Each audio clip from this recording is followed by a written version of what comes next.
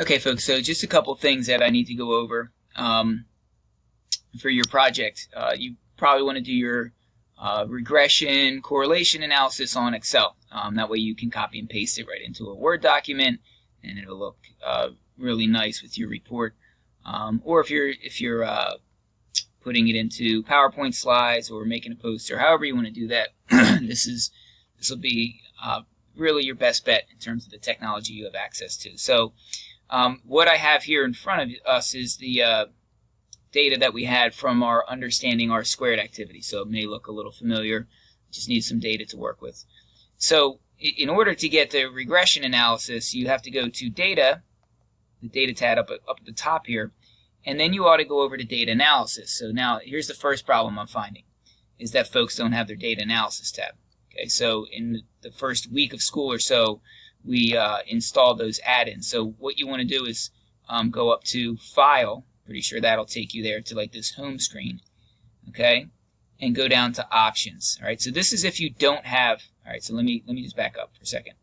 If you hit Data and you go to Data Analysis and you have that, then don't worry about what I'm going to do next. Just fast forward the video till you get to the point where I access the Data Analysis. If you don't have Data Analysis, then the first thing you're doing is going to File, go down to the bottom to Options, okay, and you should in your notebook have a handout that walks you through this as well, but this is fine to use this video. This will be helpful. You're going to go to Add-ins. Maybe, okay, there it goes. And then I want to highlight Analysis Tool Pack. And now comes a place where most people will make a mistake. They'll click OK. Don't click OK. Highlight the Analysis Tool Pack and then click Go. All right, so I click Go there. You can check one or both of these, doesn't matter. Click OK. And it seems like nothing has happened, but trust me now, if you go to Data, you will now have Data Analysis. Okay, so here we go, Data Analysis. I'm going to click on that, and I want to scroll down, not correlation, that doesn't do a whole lot for us. We want to do regression. That's much more powerful, because that creates our linear regression, gives us a model, equation of a line, and all the other bells and whistles that we'll want, residuals and so on. So when I highlight regression, I'm going to click OK. And now just be careful here. It asks for the Y value first and then for the X. I know we're used to having X and Y all the time, so just be aware of that. And remember, you're going to do this twice. I'm just going to do it once, but you have one X variable that's predicting a Y, and then you have a different X variable that's predicting the same Y, and you want to see which one has the stronger correlation in this project. So I'm going to highlight the whole Y list. Notice that I highlighted the variable Y, so since I did that, I want to make sure that that labels box is checked.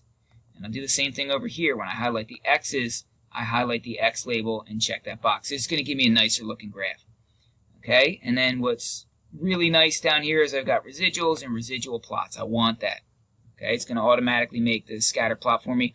And if I want the line of best fit, now the way they do this, they do like line plots. So it's kind of cool for us as statisticians. What we're going to see are, instead of just a line, it's going to draw the actual values, right? So, or I'm sorry, predicted values. So we have the scatter plot where the Y values are the actual values. This is going to plot the points of the predicted values. Instead of plotting a line, it'll plot all the points that are on the line, if that makes sense. Let's see. So that's why it says line fit plots. It would be cool if we just had the line on there. I think you can possibly connect them once you get your scatter plot, but I'm not going to be worried about that. So I'm going to click OK. And here we go. Okay, nice graphs that we can copy and paste into anything. All right, I've got my residual plot. We know how to read that now, right? And this actually looks like it, the linear model might not be appropriate, right? It looks like a curve pattern there in the residual plot. And then I have my scatter plot. So yeah, you notice a lot of you on the quiz were saying things, is the model appropriate? And I literally had people say, yes, the model's appropriate because there's no pattern in the graph. Well, or there's no pattern in the scatter plot. Well, if there's no pattern in the scatter plot, that's not a good thing. So you have to be careful what words you're using. I think what you meant to say was the model is appropriate because there is no pattern in the residual plot. But you have to say that. You can't just say there's a pattern in the graph or there's no pattern in the graph when there are two different graphs that we're looking at, and they mean two different things. So we want to be careful with the language that we use there. Okay, so you got your scatter plot, your residual plot. We've got our regression analysis over here. Here's the y-intercept. Here's the slope, right? Remember that line was y equals 3x minus 2.